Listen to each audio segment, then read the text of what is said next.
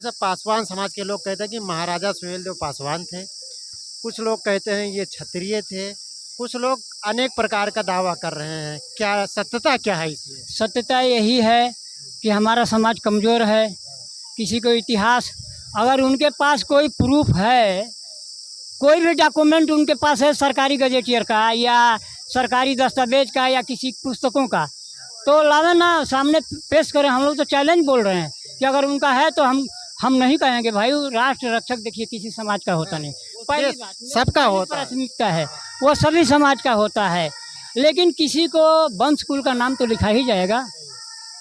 तो इसीलिए वो वंश कुल का नाम रहे या न रहे, सुहेलदेव जी का सम्मान होना चाहिए। उन्होंने हमारे पूरे भारत की रक्षा किया है। 165 वर्ष मुगलों के आक्रमण को उन्होंने इस विदेशियों को रोका था इस देश से, और उसके बाद फिर पुनः उन लोगों ने 12वीं शताब्दी में आक्रमण करना शुरू कर दिया। ये अयोध्या का जो राम मंदिर है 1194 में सुहेलदेव का पोता नए चंद बनवाया था, उसको पुनर्निर्माण कराया था जब गाजी तोड़ दिया था। तब जब 1992 में जब ये बाबरी मस्जिद गिराई गई है, उसमें से 3 ताम्रपत्र मिले हैं। वो फैजाबाद संग्रहालय में रखा है, और जिसको प्रमाण लेना है फैजाबाद संग्रहालय में जाकर देख सकता है। गोरखपुर विश्वविद्यालय के ठाकुर प्रसाद वर्मा और यहाँ फैजाबाद वहाँ साकेत विश्वविद्यालय के इन साहित्यकारों ने उसको घोषित किया कि इस मुद्दे को राजभर समाज से कहा जाए सुलझ सकता है, जब अभी मुकदमा चल रहा था। हम लोगों ने कहा कि भैया यह देश का झगड़ा है, हम लोग नहीं लेंगे, ये पूरे देश का झगड़ा है, वो चाहे जिसका उसको संग्रहालय में रखो, हम नहीं। गाजी के लिए क्या कहना चाहेंगे? 2 शब्द गाजी के लिए। गाजी देश का आक्रांता था, वो हिंदुओं को समाप्त करना चाहता था। आक्रांता का मतलब हुआ क्या? वो देश को लहूलुहान किया। जब गजनवी ने लहूलुहान कर दिया, उसी का फ़ायदा उठा करके वो तो 1030 में मर गया जा करके गजनी में। लेकिन उसका भांजा था सैयद सलार मसूद, सलार साहू के लड़का था। उनकी माता का नाम शतरमुल्ला था। ये लोग जो है वो भारत को पुनः अपनी मामू की तरह लूटना चाहता था, और लूट करके अपना इस्लाम को प्रचार करना, हिंदुओं को समाप्त करना था। लेकिन वो इस बहराइच की धरती ने उसको मिटा दिया। मंसूबे पे पानी फेर उनके मंसूबे पर पानी फेर दिया, उसको समाप्त कर दिया। लेकिन इसके बावजूद भी हमारे समाज के लोग, हमारे हिंदू संस्कृति के लोग ही मुगलों का साथ दिया है। कहेंगे तो बहुत विरोध हो जाएगा, हिस्ट्री उठा करके कोई देख सकता है। उस पर भी मैं कविता बनाया हूँ, लेकिन अब उसको कहने की जरूरत नहीं है, झगड़ा हो जाएगा। कह दीजिए 2 लाइन, कोई नहीं। कह दीजिए मीडिया स्वतंत्र है, कह सकते हैं। देखिए, देश प्रेम समता को खोया जाति गलत विचारों ने, अब भारत को बर्बाद कर दिया धर्म के ठेकेदारों ने। वर्ण व्यवस्था न होता तो देश जात न बढ़ जाता, और हम सब मिल करके रहते, कोई आक्रमणकारी न आता। पृथ्वीराज को मोहम्मद गौरी अपने कैद न कर पाता, दिल्ली अंदर कुतुबुद्दीन कुतुब मीनार न बनवाता। इतिहास में सब कुछ है। आधा भारत घेर लिया यहाँ मुगलों के मजारों ने, और भारत को बर्बाद कर दिया धर्म के ठेकेदारों ने।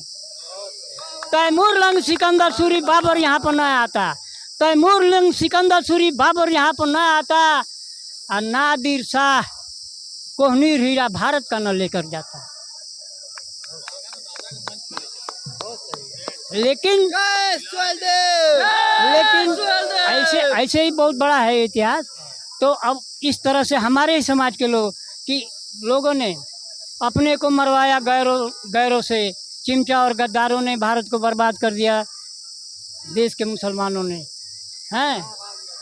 तो गद्दारी देश में हुआ है, इसीलिए जो है इनका इतिहास। नहीं, ये मानते हैं कि हमारे अपनों ने ही हमें बर्बाद करना है। हाँ, अपनों ने ही, हमारे सनातनी लोगों ने ही अपनी कुर्सी के लालच में, धन की लालच में सब कुछ न्यौछावर करके और उन लोगों ने किया है।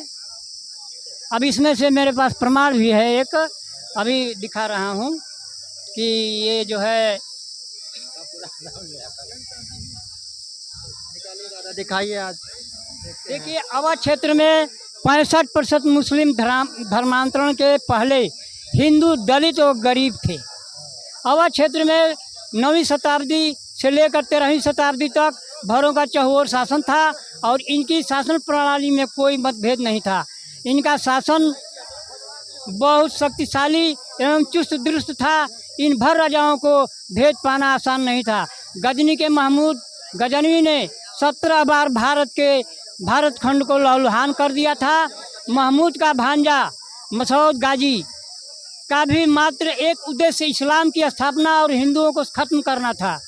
नारियों की इज्जत लूटना, नारियों की इज्जत लूटी जा रही थी, नौजवानों को चुन चुन कर मारा जा रहा था।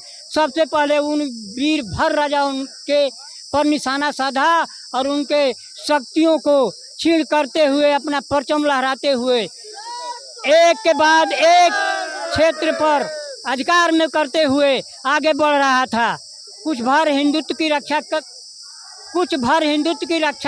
रक्षा करते हुए कुर्बानी देकर समाप्त हो गए, तो कुछ अपनी प्रतिष्ठा को बचाने के लिए इस्लाम धर्म को अपना लिया। शेष इधर उधर जंगल पहाड़ों में छिपकर बिखर गए। गाजी के अत्याचार और इस्लाम के कट्टरता ने गरीब एवं दलित हिंदुओं को अधिक प्रभावित किया, जिसमें 65% गरीब दलित हिंदुओं ने इस्लाम कबूल कर लिया। क्षत्रिय ब्राह्मण भी इससे अछूते नहीं थे, क्योंकि इनकी संपन्नता इज्जत के आगे बाधक हो गई थी। इसलिए 8% क्षत्रिय ब्राह्मणों ने भी इस्लाम कबूल कर लिया है। इतनी बड़ी संख्या में धर्मांतरण इसलिए हुआ क्योंकि नारियों की इज्जत और सामाजिक नरसंहार एवं उनकी मूल संपत्ति पर कब्जा का मोहरा बनाया गया था। गरीब और दलित हिंदुओं ने जाति क्रम के अनुसार ही मुस्लिम धर्मांतरण अपनाया, किन क्षत्रिय और ब्राह्मणों ने मुस्लिम धर्म अपनाने के बाद अपना नाम टाइटिल खान ही लिखा, जो कि मुस्लिम धर्म में पठान जाति उच्च को इंगित करता है। धीरे धीरे कई पीढ़ियों गुजरने के बाद धर्मांतरण वाले हिंदू ही इस्लाम के कट्टर होते चले गए, किंतु सबसे आधुनिक धर्मांतरण वाले खान लिखने वाले परिवारों में अब भी कहीं कहीं हिंदुओं का जैसी परंपरा को देखा जा सकता है। सबसे बड़ा खेद का इतनी बड़ी संख्या मुस्लिम धर्म में धर्मांतरण के बावजूद अन्य जातियों की अस्तित्व अब भी मौजूद है। किंतु ये पूरा इतिहास दादा आप लिख करके लेकर के आए हैं, इससे लगता है कि आप समाज को लेकर के कितना चिंतित हैं। समाज को ही नहीं लेकर के, सनातन धर्म को लेकर के चिंतित हैं कि सनातन शब्द का अर्थ ही होता है समता, और समता से सभी लोग समान रहें, बराबर न जाति न पाति न छोटा न ऊंचा न बड़ा। सनातन शब्द जो है ये तथागत गौतम ने इसकी व्याख्या की, इसको बताया गया है। उसमें भी आप जानते हैं कि जैसे अब कहा जा रहा है कि यह सनातन शब्द आ गया। नहीं, सनातन महात्मा बुद्ध से भी पहले था। जब शैव मत था उस समय सनातन था। हाँ, शैव मत जब था तो उस समय सनातन था, और बाद में ये हिंदू धर्म आया है, इसको बाद में लाया गया है, लेकिन सनातन धर्म पहले का। यानी हम मानते हैं कि सनातन पुराना है। वही हमारा पुराना धर्म है, जो जब यह समाज एक समान था। चलिए बहुत आप कहाँ से आए हैं? मैं बलिया से आया हूँ। क्या कहना चाहेंगे आज इस जगह पर? पेशे से मैं साइंटिस्ट हूँ और वैज्ञानिक हैं जी। मैं यही कहना चाहूँगा कि काशी के कोतवाल और गोरखपुर के राजा राम को दिल से बहुत बहुत धन्यवाद देना चाहता हूँ। देश के दो ही गद्दार पैदा हुए, एक नेहरू और दूसरा गांधी। देश के दो ही गद्दार पैदा हुए, एक नेहरू और एक गांधी, जिसकी वजह से 153 जातियाँ छिन्न भिन्न हुई हैं। उदाहरण के तौर पर इंदिरा गांधी जब किसी मुस्लिम को टिकट देती थी तो मंदिर में रह करके उसका प्रचार किया करती थी, जबकि शादी के बाद से यह नहीं करना चाहिए था। और मैं थोड़ा सा अपने जिन्होंने ये जिसकी वजह से ये सब हम देख पा रहे हैं, मैं थोड़ा उनका गुणगान करना चाहूँगा। स्वागत है।